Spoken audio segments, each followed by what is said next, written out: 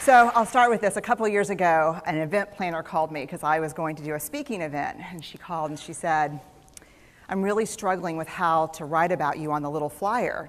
And I thought, well, what's the struggle? And she said, well, I saw you speak, and I'm going to call you a researcher, I think, but I'm afraid if I call you a researcher, no one will come because they'll think you're boring and irrelevant.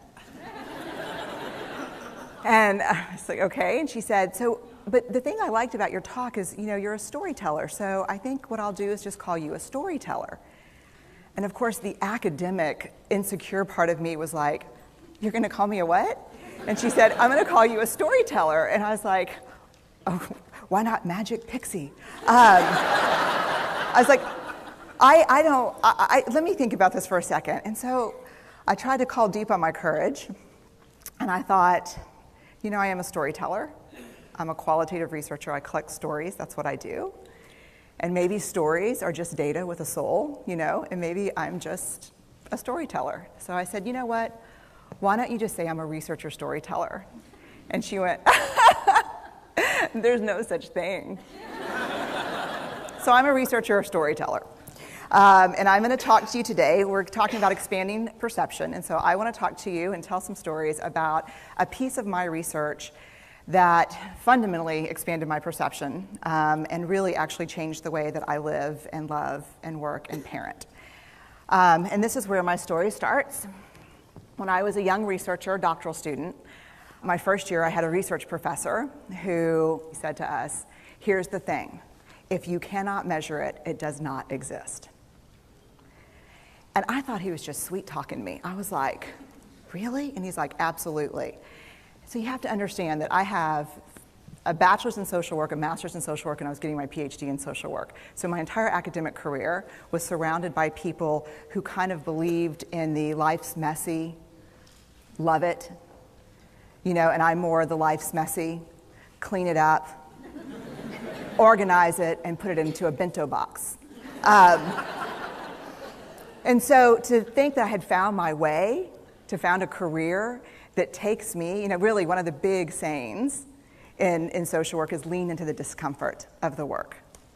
And I'm like, knock discomfort upside the head and move it over and get all A's. That was my mantra.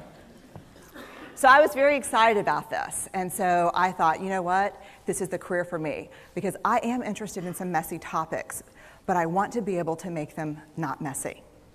I want to understand them. I want to hack into these things that I know are important and lay the code out for everyone to see. So where I started was with connection, because by the time you're a social worker for 10 years, what you realize is that connection is why we're here. It's what gives purpose and meaning to our lives. This is what it's all about. It doesn't matter whether you talk to people who work in social justice and mental health and abuse and neglect. What we know is that connection, the ability to feel connected, is neurobiologically, that's how we're wired. It's why we're here. So I thought, you know what? I'm going to start with connection. Well, you know that situation where you get an evaluation from your boss and she tells you 37 things that you do really awesome and one thing that you can't, an opportunity for growth. And all you can think about is that opportunity for growth, right? Well, apparently this is the way my work went as well, because when you ask people about love, they tell you about heartbreak. When you ask people about belonging, they'll tell you their most excruciating experiences of being excluded. And when you ask people about connection, the stories they told me were about disconnection. So very quickly, really about 6 weeks into this research, I ran into this unnamed thing that absolutely unraveled connection in a way that I didn't understand or had never seen. And so I pulled back out of the research and thought, I need to figure out what this is. And it turned out to be shame. And shame is really easily understood as the fear of disconnection. Is there something about me that if other people know it or see it, that I won't be worthy of connection?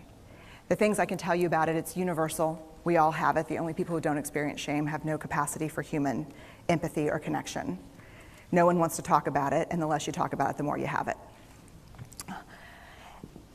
What underpinned this shame, this I'm not good enough, which we all know that feeling. I'm not blank enough. I'm not thin enough, rich enough, beautiful enough, smart enough, promoted enough.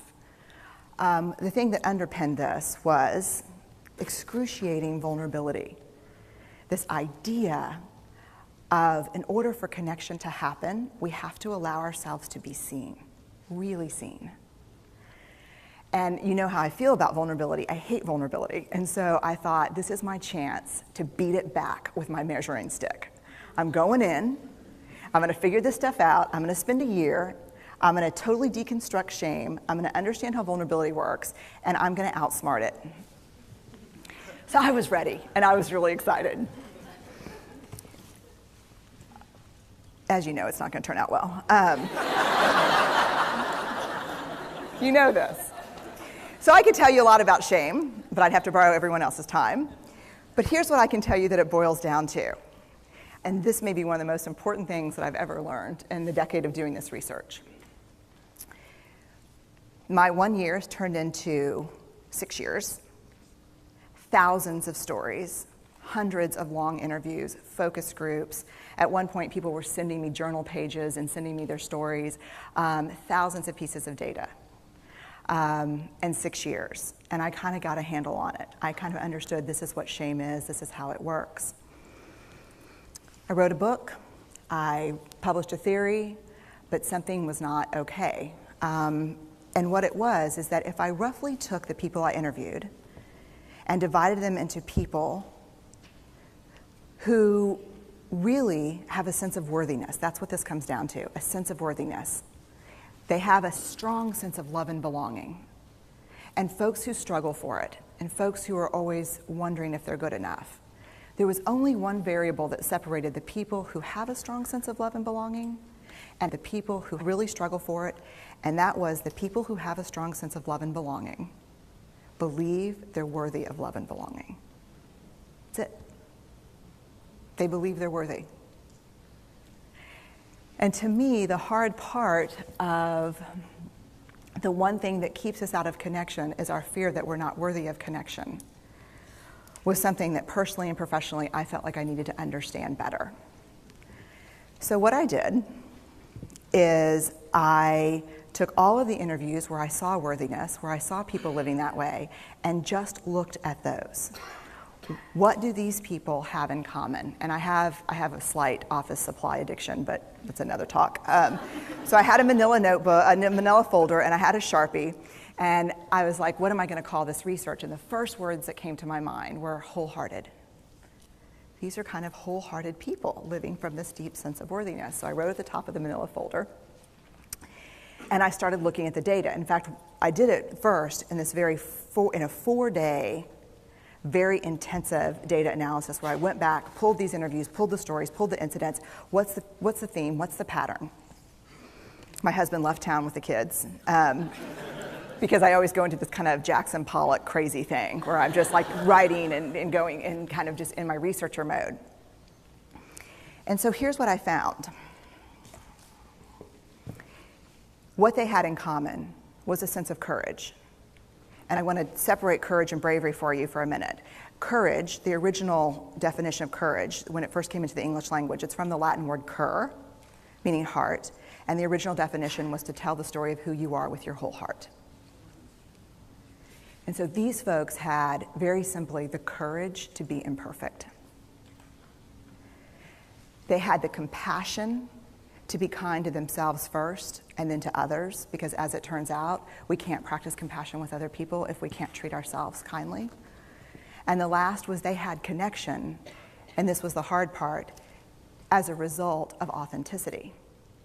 They were willing to let go of who they thought they should be in order to be who they were, which is, you have to absolutely do that for connection. The other thing that they had in common was this. They fully embraced vulnerability. They believed that what made them vulnerable made them beautiful. They didn't talk about vulnerability being comfortable nor did they really talk about it being excruciating, as I had heard earlier in the shame interviewing. They just talked about it being necessary. They talked about the willingness to say, I love you first. The willingness to do something where there are no guarantees. The willingness to breathe through waiting for the doctor to call after your mammogram. The willing to invest in a relationship that may or may not work out. They thought this was fundamental. I personally thought it was betrayal. I could not believe I had pledged allegiance to research, where our job, the definition of research is to control and predict, to study phenomenon for the explicit reason to control and predict. And now my mission to control and predict had turned up the answer that the way to live is with vulnerability and to stop controlling and predicting. This led to a little breakdown, which actually looked more like this. And it did. It led to I call it a breakdown, my therapist calls it a spiritual awakening. Spiritual awakening sounds better than breakdown, but I assure you it was a breakdown. And I had to put my data away and go find a therapist. Let me tell you something. You know who you are when you call your friends and say, I think I need to see somebody. Do you have any recommendations? Because about 5 of my friends are like, woo, I wouldn't want to be your therapist. And I was like, what does that mean? And they're like, oh, I'm just saying, don't bring your measuring stick. It's like, okay. So I found a therapist. My first meeting with her, Diana, I brought in my list of the way the wholehearted live. And I sat down, and she said, how are you? And I said, I'm great, I'm okay. And she said, what's going on? And I said, and this is a therapist who sees therapists, because we have to go to those because their BS meters are good. And so I said, here's the thing, I'm struggling. And she said, what's the struggle? And I said, well, I have a vulnerability issue, and I know that vulnerability is kind of the core of shame and fear and our struggle for worthiness, but it appears that it's also the birthplace of joy, of creativity, of belonging, of love, and I think I have a problem, and I need some help. And I said, but here's the thing, no family stuff, no childhood shit, I just need some strategies.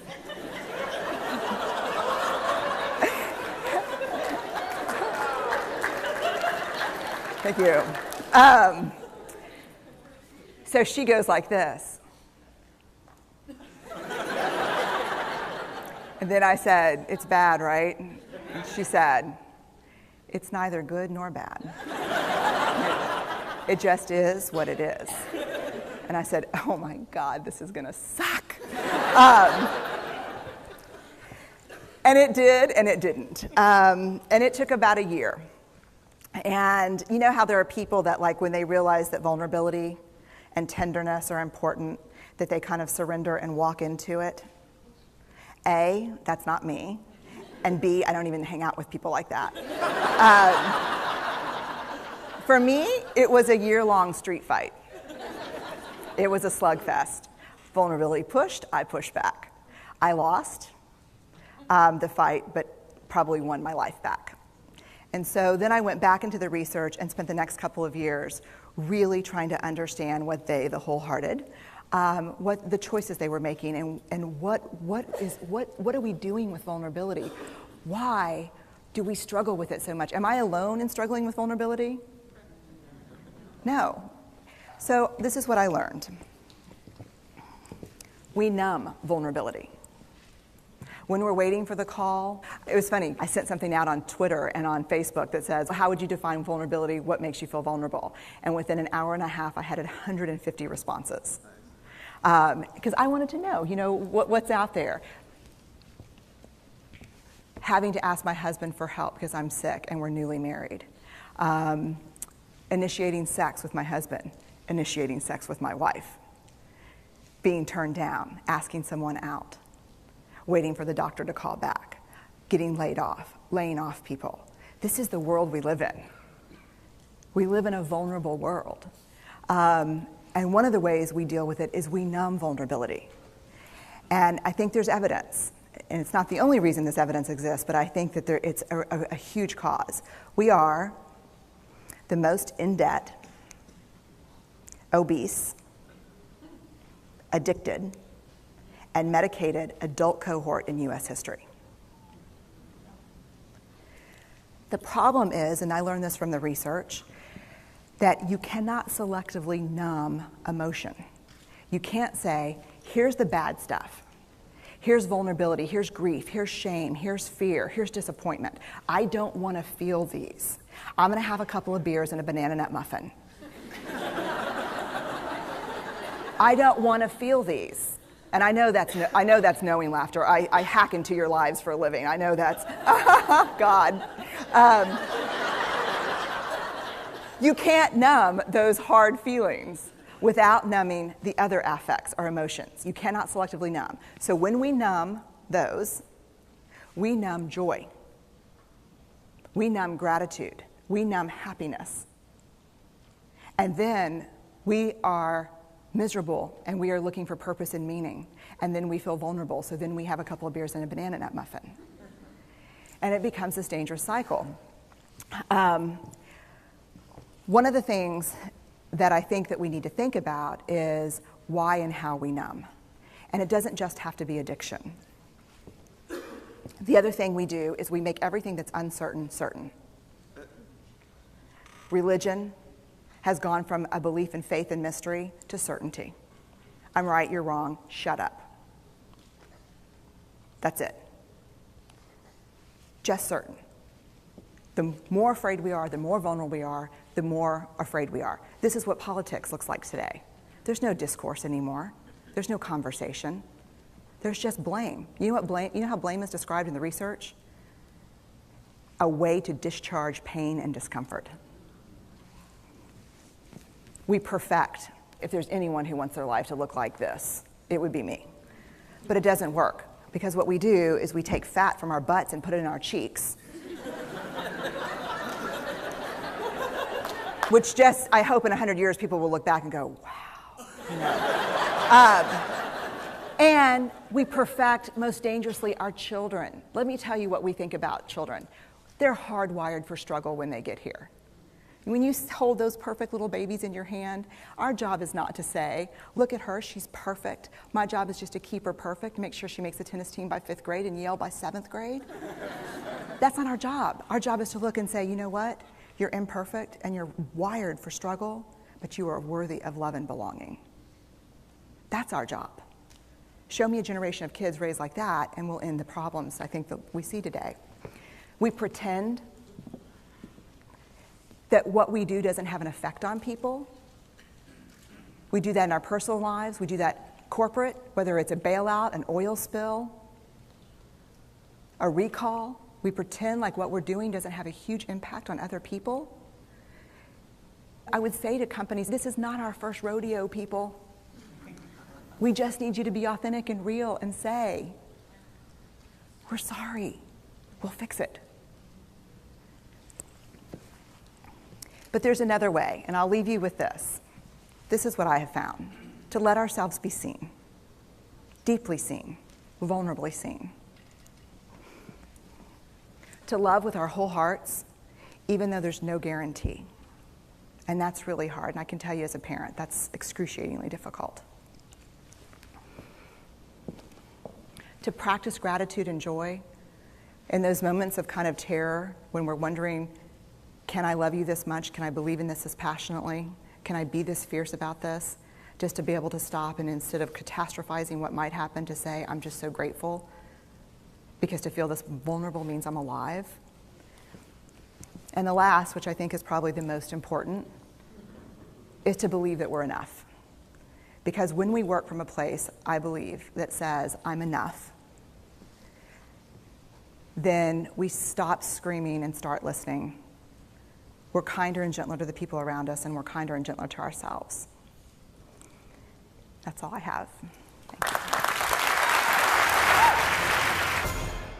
So what is empathy, and why is it very different than sympathy? Empathy fuels connection. Sympathy drives disconnection. Empathy, it's very interesting. Teresa Wiseman is a nursing scholar who studied professions, very diverse professions where empathy is relevant, and came up with 4 qualities of empathy. Perspective taking, the ability to take the perspective of another person or recognize their perspective as their truth. Staying out of judgment, not easy when you enjoy it as much as most of us do. Recognizing emotion in other people and then communicating that. Empathy is feeling with people.